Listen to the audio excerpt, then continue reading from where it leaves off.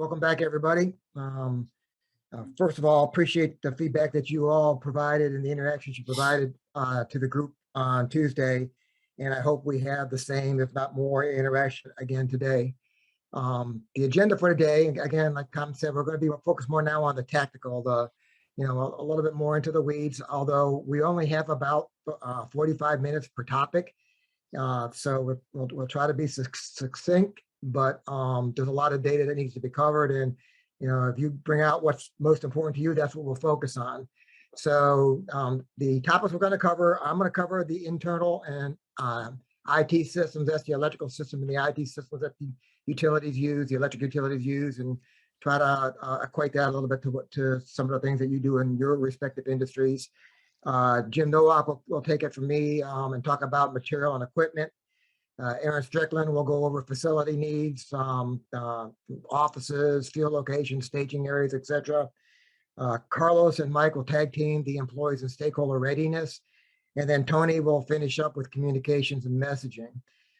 After that's done, we were asked to pick if there's one thing that you could tell this group that's important to you, what you would want to take away from this. We each have picked a topic. We'll discuss that with you. And then we go on to a little networking where you can ask us anything or tell us how bad we did or ask us for any more information that you might want. And we'll be glad to hear anything that you have to say. So with that, we'll jump right into the section that I'm going to cover today, and that's the IT and system readiness. So we'll start out with the electric system. If I'm talking about the electrical infrastructure, I want you to be thinking, if you're not particularly into the electrical system, if you're from a utility, water company, or your own utility or whatever your own business is, I want you to be thinking of it as well from your perspective. But I'll highlight of what it does that we do in the electric industry. And the first thing I want to talk about is a really high level education about what the electric infrastructure is. And it's really broken down into three pieces. There's a generation piece. They communicate with our regional transmission operators, and their one main focus is to make sure that there's enough energy supply, an adequate supply for today, as well as reserves based on any forecasts that are going to happen based on the atmospheric or any things that might affect the generation system. This happens every day, 365 days a year, regardless if there's an event coming. So these guys are doing this stuff every single day.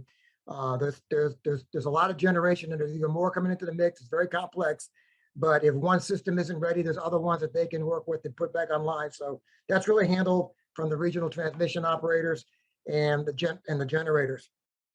Then there's the transmission system. That's the part that gets it from the generating stations to the substations. Transmission systems basically depends on the electric provider, are usually hundreds of miles of electric line that are put together in what we call a closed network. They're all interconnected, and electronic systems called the energy management system, EMS, is what's used to run that system. Now, the regional transmission operators are typically running that as well. And what you may not know is that these folks are running constantly an N-1 contingency on the electric grid. So they're looking at every single component of that electric grid, that transmission grid. And if it fails, they want to make sure that there's enough supply and backup, different ways to get the electricity to where it needs to go without causing an outage or a cascading outage. That's done all the time. It's feasible because we're talking about just the transmission lines, which is if you will, is the interstate highways of the electric system. So that's what the transmission group does. Then there's the distribution network, and that's kind of like what I call, that's the UPS. That gets it from the substations to your door. Now, that's thousands of miles compared to the transmission system. That can be anywhere 5, 10, 15 times the amount of conductors for circuits that it needs to get from the highway. Think about it, the interstate highway, and then think about the secondary and the back roads that need to get to your house.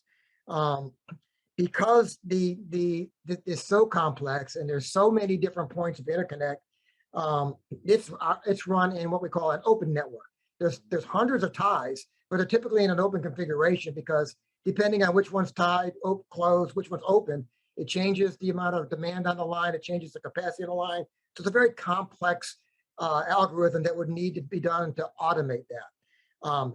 Good news is today with advanced